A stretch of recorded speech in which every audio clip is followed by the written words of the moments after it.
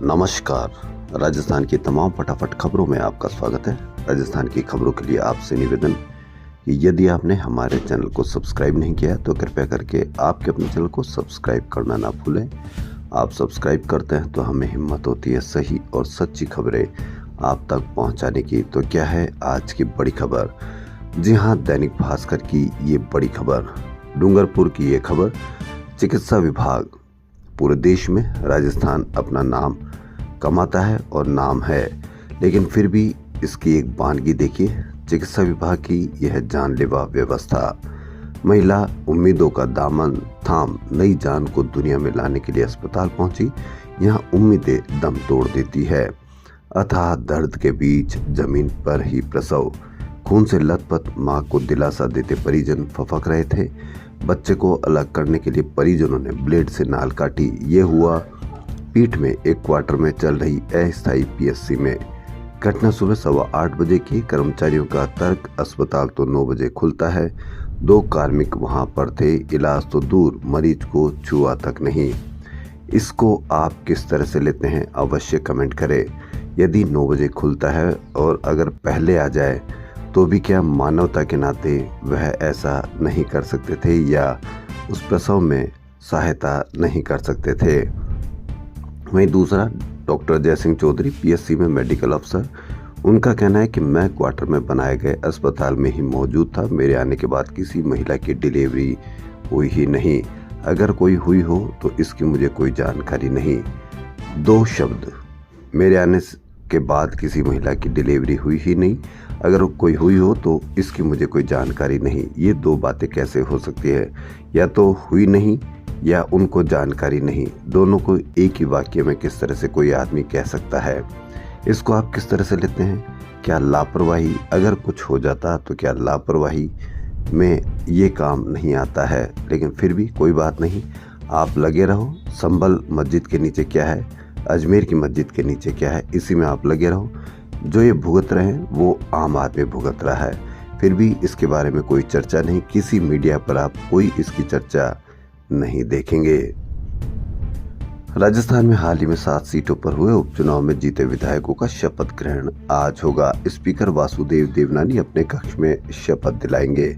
Speaker की तरफ से सभी जीते विधायकों को शपथ के लिए बुलाया है। आईआईटी कानपुर की जेईई एडवांस 2025 2 पारियों में 18 मई को होगी। आईआईटी कानपुर के ऑर्गेनाइजिंग चेयरमैन ने इस संबंध में प्रेस रिलीज जारी की है। इस परीक्षा में 3 घंटे की अवधि के 2 पेपर होंगे। दोनों पेपरों में विद्यार्थियों की उपस्थिति अनिवार्य है। यह परीक्षा सुबह 9 से 12 और दोपहर 2:30 से 5:30 बजे तक होगी। एनएलयू में यूजी व पीजी कोर्सेज में प्रवेश के लिए आयोजित क्लेट 2025 की प्रोविजनल आंसर की सोमवार को जारी की गई। इसमें 12 सवालों के आंसर गलत होने का दावा सामने आया है। विद्यार्थियों ने आंसर के प्रूफ के साथ आपत्तियां दर्ज कराई है। एनएलयू कंसोर्टियम ने 3 दिसंबर शाम 4 बजे तक ऑब्जेक्शन मांगे हैं। फिर रिव्यू कर 9 दिसंबर को फाइनल आंसर की जारी की जाएगी। फाइनल रिजल्ट 10 दिसंबर को जारी किया जाएगा। जब कांग्रेस पैटर्न पर ही काम करना है तो कांग्रेस पैटर्न पर हेरिटेज क्रेटम में भर्ती को लेट क्यों किया गया? जी हां, सफाई कर्मचारी भर्ती मजाक बनकर रह गई। अधिकारियों की स्पष्ट नीति नहीं होने से सफाई कर्मचारी भर्ती नियम कायदों में उलझ गई और 1 साल लेट हो गई। कांग्रेस सरकार में निकली भर्ती को बीजेपी सरकार ने रद्द कर दी। कांग्रेस के नियम कायदों में भी बदलाव कर दिया गया। साल भर बाद भी भर्ती नहीं हुई। अब वाल्मीकि समाज ने अनुभव प्रमाण पत्र का विरोध किया तो ग्रेटर और हेरिटेज निगम में होने वाली भर्ती को स्थगित कर दिया गया। दोनों निगमों में कांग्रेस सरकार के पैटर्न पर ही संविदा के आधार पर अब भर्ती होगी, यानी हर व्यवस्था को बदलना। क्या आप इसको उचित मानते हैं? हो सकता हो कि उनकी कोई गलती रही हो, लेकिन सभी भर्तियों में सभी पैटर्न में कोई गलती हो ऐसा तो संभव नहीं हो सकता है। आप इस पर अवश्य कमेंट करें। एक और दैनिक भास्कर की बड़ी खबर, राइजिंग राजस्थान समिट के दौरान शहर में हरियाली दिखाने के लिए लगाए जा रहे सजावटी फुलवारी लगाने के काम में गड़बड़ झाला सामने आया। जेडी की उद्यानिकी शाखा ने 36,000 पिटोनिया और गुलदाउदी के पौधे लगाने का टेंडर निकाला था। टेंडर की शर्तों के अनुसार पिटूनिया, गुलदाउदी के पौधों को मिट्टी के गमलों में लगाना था, लेकिन ठेका लेने वाली फर्मों ने मिट्टी के बजाय प्लास्टिक के गमलों में पौधे लगा दिए। दोनों के रेट में करीब 30 से 40% का अंतर है। वहीं प्लास्टिक के गमले में पौधे की सर्वाइव रेट कम है। हो सकता हो ठेकेदार को पता हो कि 10 दिन के बाद कोई यहाँ पूछने वाला नहीं है। जयपुर जिले में 8 माह में दूसरी बार डीएलसी की दरों में वृद्धि की गई है। शहरी इलाकों में डीएलसी रेट 5 से 15% तक और ग्रामीण इलाकों में 50% बढ़ाई गई है, जिससे जमीन और मकानों की खरीद महंगी होने के साथ ही रजिस्ट्री करवाना भी महंगा हो गया है। वहीं पंजीयन मुद्रांक विभाग के अधिकारियों का कहना है कि डीएलसी दरों के बढ़ने के फायदे हैं। यानी आज तक डीएलसी दरों के बढ़ने के नुकसान ही होते थे, लेकिन अब डीएलसी दरों के बढ़ने के भी फायदे हैं। उनका कहना है कि अभी जमीन और मकानों के बाजार भाव और डीएलसी दरों में भारी अंतर है। डीएलसी दरों को बढ़ाकर इस खाई को कम करने का प्रयास किया गया है। डीएलसी दरों के अनुसार मकानों के लोन मिलते हैं। अब डीएलसी दरें बढ़ने से लोन राशि में भी वृद्धि होने पर बैंकों को लोन देने व लोगों को बढ़ी हुई राशि मिलने में आसानी होगी। भाजपा विधायक कालीचरण सर्राफ को 24 साल पुराने मामले में सरकार ने बड़ी राहत दी है। सरकार ने वर्ष 2002 में चल रहे कोर्ट में विचाराधीन प्रकरण को वापस लेने का फैसला किया है। राजस्थान हाईकोर्ट ने एक मामले में कहा कि सरकारी कर्मचारी को एक ही जगह पद पर बने रहने का अधिकार नहीं है। उसे सक्षम अधिकारी नियमों की बिना अवहेलना किए दूसरी जगह पर तबादला कर सकता है। अदालत को प्रशासनिक और जनहित में किए तबादले आदेश पर दखल नहीं देना चाहिए जब तक कि उनमें नियमों की अवहेलना नहीं हुई हो। सरकारी लोन, नए उद्योग, 10 साल में 60,000 उद्योग, 1500 करोड़ का निवेश, 3 लाख से अधिक लोगों का रोजगार। जी हाँ, ये सब दे दिया गया, लेकिन किस तरह से दिया गया इसकी एक वानगी देखिए। दैनिक भास्कर की एक और बड़ी खबर, आदिवासी बहुल बांसवाड़ा जिले में हर माह सूक्ष्म, लघु एवं मध्यम 700 नए उद्योग लग रहे। 10 साल में 60,000 उद्योग लग गए। इनमें से 1500 करोड़ रुपए का निवेश हुआ और 3 लाख से अधिक लोगों को रोजगार भी दे दिया गया। लेकिन सब कागजों में भारत सरकार के उद्योग मंत्रालय के MSME पोर्टल के आंकड़े बताते कि इसी साल अप्रैल से सितंबर तक के 6 माह में 102 करोड़ की लागत से 4510 उद्योग लगे हैं। इनमें से 37,135 लोगों को रोजगार मिला है। जब भास्कर ने इन उद्योगों की जमीनी हकीकत देखी तो पता चला कि इनमें से ज्यादातर डमी कंपनियां हैं। जिनको असल में उद्योग लगाना होता है उनको लोन मिलता नहीं, और जिनको लोन मिलता है वो उद्योग लगाते नहीं है। आप देखते रहिए कि जो भी उद्योग लगाता है उनको लोन की जरूरत पड़ती है, लेकिन उसके लिए लोन मिलना इतना मुश्किल होता है, इतनी कागजी कार्रवाई होती है कि उसको लोन मिल ही नहीं पाता। जबकि वो लोन लेकर उद्योग लगाता है, रोजगार भी देता है और निवेश भी करता है। लेकिन जिनको ये गलियां पता है, उनको लूपहोल्स पता है, वो लोन भी उठाते हैं, उद्योग नहीं लगाते और न ही रोजगार देते हैं। सीएम के यहाँ पैसे का पेड़ नहीं, लोग एक दिन गुटखा छोड़ दे तो भी काम हो जाए, ये कहना है शिक्षा मंत्री का। वहीं अनिल शर्मा अध्यक्ष स्कूल शिक्षा परिवार का कहना है कि हमने पेपर छापने वाली एजेंसी से बात की तो वह 5 रुपए में पेपर छापने के लिए तैयार है। पिछली बार एक परीक्षा के 6 और दोनों के 10 रुपए लिए जा रहे थे, विभाग 20 रुपए क्यों मांग रहा है। यानी एक के बाद एक बढ़ोतरी, लेकिन इस पर कोई मीडिया पर कोई चर्चा नहीं, क्योंकि आप दूसरे कामों में व्यस्त कर दिए गए हैं। राजस्थान स्तर पर हो रही अर्धवार्षिक परीक्षा के शुल्क को लेकर निजी स्कूल संचालक और शिक्षा विभाग आमने सामने है। निजी स्कूल संचालकों ने शुल्क बढ़ोतरी का विरोध किया है। पहले अर्धवार्षिक परीक्षा का शुल्क प्रति विद्यार्थी 6 रुपए लिया जा रहा था, और विभाग ने प्रति विद्यार्थी 20 रुपए कर दिया गया है। जो पेपर 5 रुपए में छप जाए उसके 20 रुपए लेकर विभाग भ्रष्टाचार कर रहा है। स्कूल संचालकों ने बड़ा शुल्क देने से इनकार कर दिया। शिक्षा मंत्री ने बढ़ोतरी को सही ठहराया है। आप इस पर अवश्य बताएं कि क्या शुल्क बढ़ाना उचित है, जबकि पूरी दुनिया में शिक्षा फ्री या निशुल्क होना ज्यादा उचित है। भाजपा का युवा कार्यकर्ता यानी एबीवीपी कार्यकर्ता को कहा भाजपा के विधायक ने कि बकवास करेगा तो गाड़ी चढ़ा दूंगा। जी हां, हरदेव जोशी पत्रकारिता एवं जनसंचार विश्वविद्यालय की सोमवार को सिंडिकेट सदस्यों की मीटिंग हुई।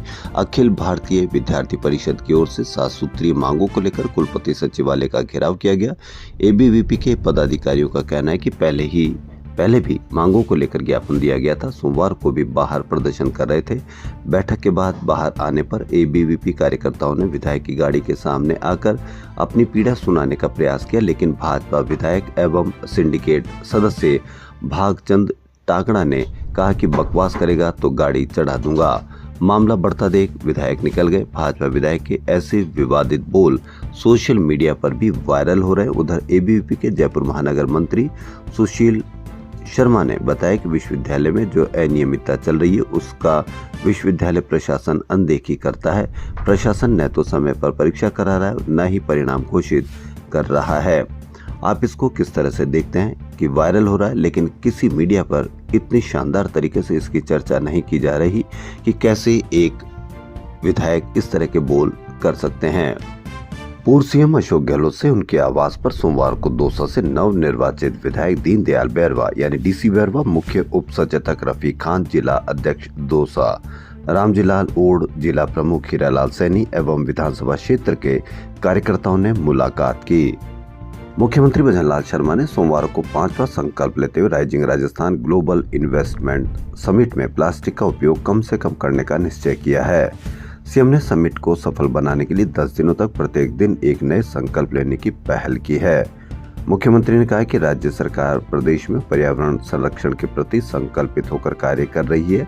धरती को स्वच्छ भविष्य देने की मुहिम में अपनी प्रतिबद्धता निभाते हुए हमारी सरकार पर्यावरण के प्रतिकूल गतिविधियों को नियंत्रित करने के लिए प्रभावी कदम उठा रही है।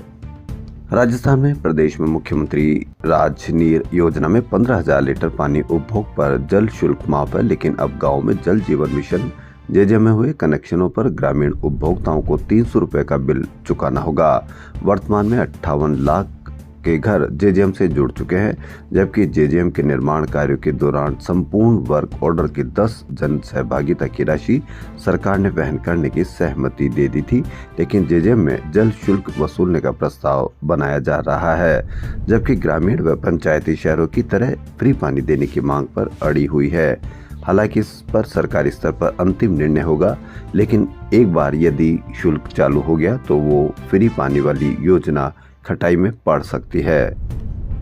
राज्य सरकार ने 9 पुलिस कर्मचारियों को अनिवार्य सेवानिवृत्ति दे दी है। सरकार की उच्च स्तरीय कमेटी की रिपोर्ट पर यह सेवानिवृत्ति दी है। इसमें समिति ने अनुशासनहीन और कार्य के प्रति लापरवाही को आधार बनाकर अपनी रिपोर्ट दी थी। मुख्यमंत्री भजनलाल शर्मा ने सोमवार को खान व पेट्रोलियम विभाग की समीक्षा बैठक ली। सीएम ने बैठक में अधिकारियों को सलाह देते हुए कहा कि लक्ष्य निर्धारित कर काम किया जाए। All Rajasthan dialysis technician association के बैनर तले operation theatre, blood bank, cath lab, endoscopy और ईजी टेक्नीशियन का कोर्स कर चुके अभ्यर्थियों ने सोमवार को सेवा नियम बनाने की मांग को लेकर शहीद स्मारक पर धरना दिया। एसोसिएशन के अध्यक्ष पंकज कुमार सैनी का कहना है कि धरने पर बैठे एसोसिएशन के प्रतिनिधिमंडल ने मुख्यमंत्री के ओएसडी को मांगों के संबंध में ज्ञापन दिया। वार्ता के बाद जल्द सेवा नियम बनाने का आश्वासन दिया गया। सरकार से सेवा नियम बनाकर पद सृजित कर भर्ती की विज्ञप्ति जारी करने की मांग की गई, जिससे सालों से सरकारी नौकरी का इंतजार कर रहे बेरोजगारों का सपना पूरा हो सके।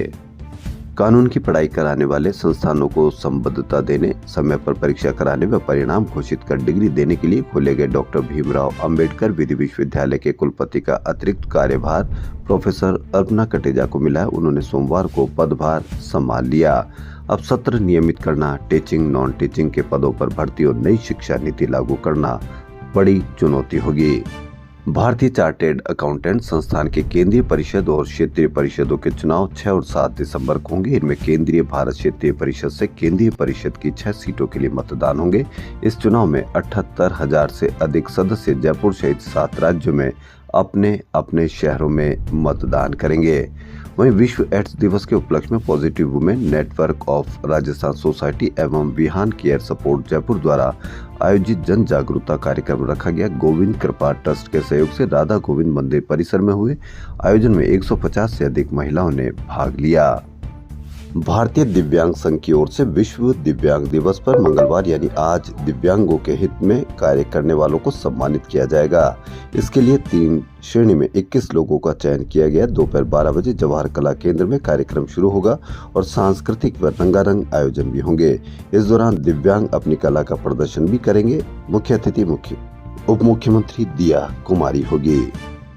स्थापत्य एवं संगीत कला प्रेमी महाराणा कुंभा के अजय दुर्ग कुंभलगढ़ में 18वें कुंभलगढ़ महोत्सव के दूसरे दिन जोधपुर से आए जीवननाथ लंगा पार्टी ने एक से बढ़कर एक राजस्थानी लोकगीतों से पर्यटकों का मन मोह लिया। बाड़मेर की पारसमल एंड पार्टी की लाल आंगी गैर का नृत्य मुख्य आकर्षण का केंद्र रहा। बाड़मेर से आई लाल आंगी गैर के देसी ढोल की थाप पर किए गए नयनाभिराम गैर नृत्य ने लोगों का खूब मनोरंजन किया। इसके अलावा चित्तौड़ से आए बहरूपियों ने अलग अलग वेश बनाकर पर्यटकों का खूब मनोरंजन किया। इसके साथ ही दुर्ग परिसर में आए कलाकारों ने राजस्थान के विभिन्न प्रांतों की संस्कृति कला की छटा बिखेरी। प्रतिदिन हम राजस्थान में सड़कों पर हत्याएं कर देते हैं। हत्याएं दुर्घटना होती है। अगर कोई लापरवाही से दुर्घटना हो जाए तो उसको हम दुर्घटना कह सकते हैं, लेकिन अगर तेज रफ्तार से कोई दुर्घटना होती है तो उसको दुर्घटना नहीं कहकर हम सड़कों पर हत्या कहना ही ज्यादा उचित कह सकते हैं। झुंझुनू शहर के समीपवर्ती नयासर गांव में सोमवार सुबह एक तेज रफ्तार थार ने 6 लोगों को कुचल दिया। इनमें से एक युवक की जयपुर में मौत हो गई, जबकि 5 घायलों में से 2 की हालत गंभीर बनी हुई है। इन दोनों का जयपुर के एसएमएस अस्पताल जयपुर में इलाज चल रहा है। वहां 3 घायलों को झुंझुनू के बीडीके अस्पताल में भर्ती कराया गया है। सोमवार को सुबह एक तेज रफ्तार थार बेकाबू होकर गांव के मुख्य चौक में स्थित किराने की दुकान में घुस गई। तेज रफ्तार किराने की दुकान और मुख्य बाजार यानी बाजार में भी लोग किस तरह से तेज रफ्तार से कार चला सकते हैं, क्योंकि सीसीटीवी कैमरे नहीं है, पुलिस का बंदोबस्त कम है, इसलिए तेज रफ्तार से कार चलाना जैसे कि कार वाले या 4 व्हीलर वाले अपना अधिकार समझते हैं। इसको आप किस तरह से देखते हैं, आप अवश्य बताएं। राजस्थान की खबरों फिलहाल इतना ही। यदि आपको हमारा चैनल पसंद आए तो लाइक, सब्सक्राइब और शेयर अवश्य करें। धन्यवाद।